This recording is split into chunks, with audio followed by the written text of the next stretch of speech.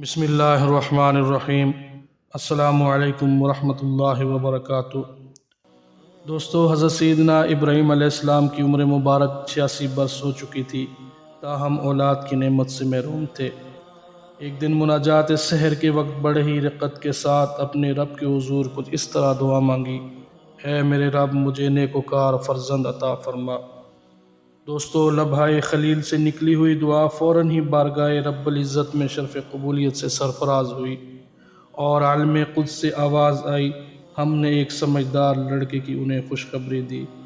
اور کچھ ہی عرصے بعد ایک سہانی صبح کو نسیم صبا نے اکناف عالم میں یہ مژدہ جاں فضا سنایا کہ حضرت ابراہیم علیہ السلام کے گھر چمنستان قدس کا ایک پھول کھلا، یعنی جگر گوشائے خلیل حضرت اسماعیل علیہ السلام آپ کی دوسری بیوی حضرت ہاجرہ علیہ السلام کے بطن سے اس خاکدان گیتی پر جلوہ افروز ہوئے۔ دوستو، عبرانی میں اسماعیل کا تلفظ شمائل ہے۔ شما کے معنی ہے سن، اور ایل اللہ کے مترادف ہے۔ چونکہ اولاد کے لیے حضرت ابراہیم علیہ السلام کی دعا سن لی گئی تھی، اس لیے آپ کا نام اسماعیل رکھا گیا۔ دوستو، حضرت سیدہ سارہ حضرت ابراہیم علیہ السلام کی پہلی بیوی تھیں، اس لیے حضرت ہاجرہ کے بطن سے حضرت اسماعیل علیہ السلام کی پیدائش ان پر بہت شاق گزری، اور انہوں نے حضرت ابراہیم علیہ السلام سے بہت اصرار کیا کہ حضرت ہاجرہ اور ان کے بیٹے کو یہاں سے دور کر دو تاکہ یہ لوگ میری نگاہ کے سامنے نہ رہیں۔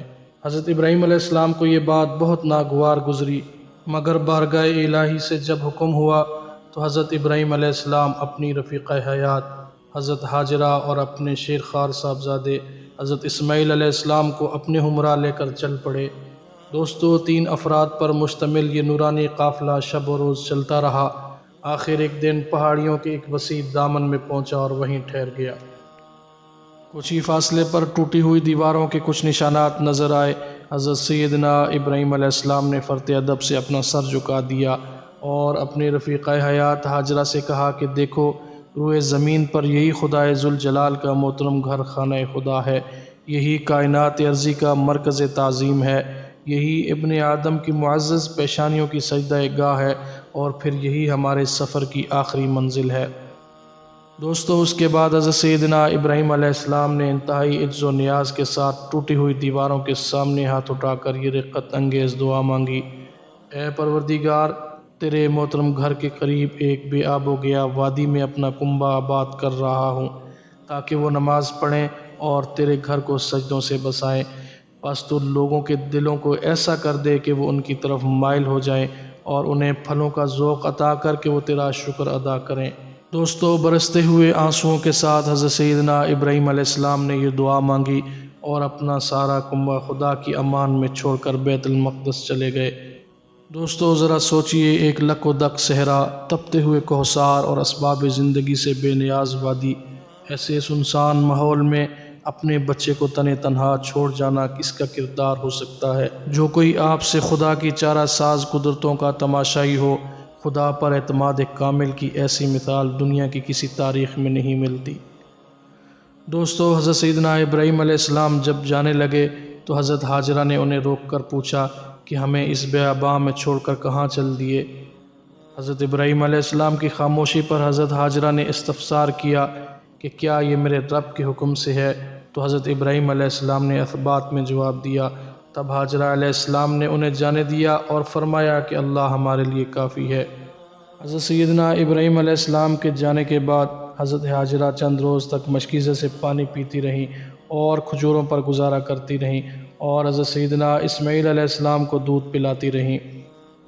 جب پانی اور کھجوریں ختم ہو گئیں تب وہ پریشان ہوئیں، چونکہ خود بھوکی تھیں، اس لیے دودھ بھی نہ اترتا تھا اور بچے نے بھوک پیاس سے رونا شروع کر دیا تھا۔ بچے کی بے چینی دیکھ کر بی بی ہاجرہ نے پانی کی تلاش شروع کر دی۔ قریب کی پہاڑی صفا پر چڑھیں کہ شاید کوئی اللہ کا بندہ نظر آ جائے یا پانی مل جائے، مگر کچھ نظر نہ آیا۔ پھر واپس وادی میں آ گئیں، پھر دوسری جانب کی پہاڑی مروہ پر چڑھ گئیں۔ اس طرح آپ نے 7 چکر لگائے۔ دوستو، ممتا کا یہ جذبہ اللہ تبارک و تعالیٰ کی بارگاہ میں اس قدر مقبول ہوا کہ اللہ تبارک و تعالیٰ نے بیت اللہ کی زیارت کے لیے آنے والے ہر فرد پر یہ لازم قرار دیا کہ وہ حضرت ہاجرہ علیہ السلام کی سنت کی پیروی کرتے ہوئے صفا اور مروہ کے درمیان سعی کرے۔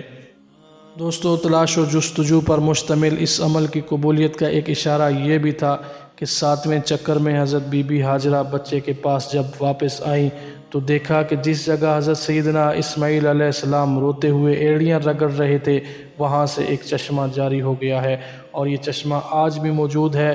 لوگ اس چشمے کو آب زمزم کے نام سے جانتے ہیں، اور ہزاروں سال گزرنے کے باوجود چشمے کا پانی اس طرح جاری و ساری ہے۔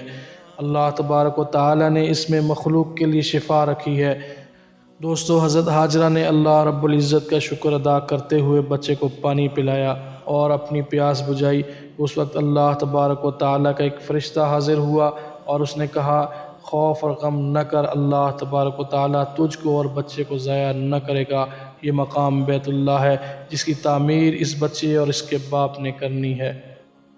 دوستو روایات میں آتا ہے کہ ابلیس نے انہیں ناکام بنانے کے لیے کئی طریقے اپنائے۔ سب سے پہلے وہ حضرت ہاجرہ کے پاس پہنچا اور انہیں بتایا کہ حضرت ابراہیم اپنے بیٹے کو اللہ کی راہ میں قربان کرنے چل پڑے ہیں۔ اس پر حضرت ہاجرہ نے فرمایا، اسماعیل ہماری اکلوتی اولاد ہے اور بہت دعاؤں کے بعد یہ نعمت اللہ نے ہمیں عطا کی ہے، ابراہیم ایسا نہیں کر سکتے۔ پھر ابلیس نے کہا کہ وہ اللہ کے حکم سے کر رہے ہیں۔ اس پر بی بی ہاجرہ نے فرمایا، اگر یہ میرے خالق کی رضا ہے تو میں اس کی رضا پر راضی ہوں۔ دوستو جب یہاں ابلیس کے سارے وار ناکام ہو گئے تو اس نے حضرت ابراہیم علیہ السلام کو اکسانے کا ارادہ کیا اور ان کے دل میں باپ کی شفقت کو ابھارنے لگا اور کہا کہ اے ابراہیم، اسماعیل آپ کی اکلوتی اولاد ہے اور آپ عمر رسیدہ ہیں اور انہی سے آپ کی نسل ہے، یہ آپ کیا کرنے جا رہے ہیں؟ اس پر حضرت ابراہیم علیہ السلام نے جواب دیا کہ اسماعیل سے میرا تعلق اللہ کی معرفت قائم ہے، یہ بیٹا میرے پاس اللہ کی امانت ہے اور میں اللہ کے حکم پر راضی ہوں، وہ جیسے چاہے حکم دے، ہم اس کے حکم کے تابع اور فرما بردار ہیں۔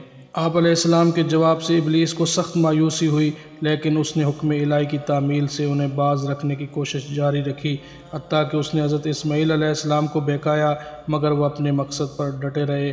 آپ علیہ السلام نے فرمایا، میں اپنے رب کی رضا پر راضی ہوں، میرے رب نے میرے والد کو براہ راست میری قربانی کا حکم خواب میں دیا ہے اور انبیاء کرام کے خواب سچے ہوتے ہیں۔ چنانچہ قربان گاہ میں پہنچ کر حضرت سیدنا ابراہیم علیہ السلام نے چھری نکالی اور اپنی آنکھوں پر پٹی باندھ لی تاکہ شفقت پدری کا ہاتھ کہیں کانپ نہ جائے۔ پھر جب دونوں نے اپنے آپ کو خدا کے سپرد کر دیا اور ابراہیم نے اپنے بیٹے کو پیشانی کے بل پچھاڑا تاکہ ذبح کریں۔ دوستو ذرا غور کریں اور کئی برس پیچھے پلٹ کر یہ رقت انگیز منظر نگاہوں کے سامنے لائیں کہ سنسان وادی میں ایک 90 سال کا بوڑھا باپ ہے جسے مناجات سحر کے بعد خاندان کا چشم و چراغ عطا ہوا ہے، جو ساری دنیا سے بڑھ کر اس کی نگاہوں کا محبوب ہے۔ اب اسی محبوب کے قتل کے لیے اس کی آستینیں چڑھ چکی ہیں اور ہاتھ میں تیز خنجر ہے۔ دوسری طرف نوجوان بیٹا ہے جس نے بچپن سے آج تک باپ کی محبت امیز نگاہوں کی گود میں پرورش پائی، اور اب باپ ہی کا مہر پرورد ہاتھ اس کا قاتل نظر آتا ہے۔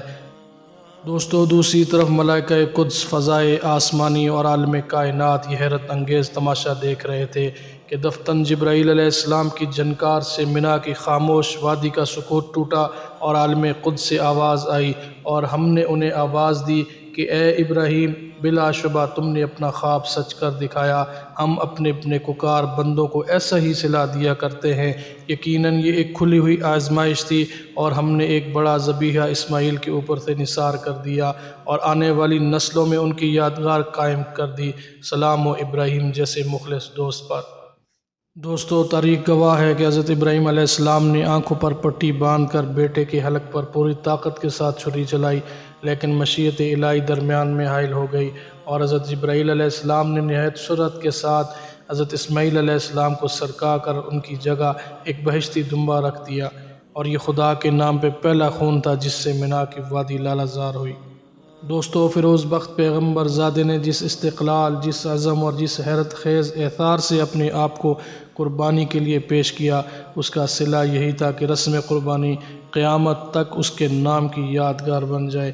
اسی حقیقت کی طرف سید عالم صلی اللہ علیہ وآلہ وسلم نے ارشاد فرمایا، یہ رسم قربانی تمہارے باپ ابراہیم کی سنت ہے، اور یہی وہ عظیم قربانی ہے جس کو تا قیامت امت مسلمہ کے لیے عملی نمونہ بنا دیا گیا ہے۔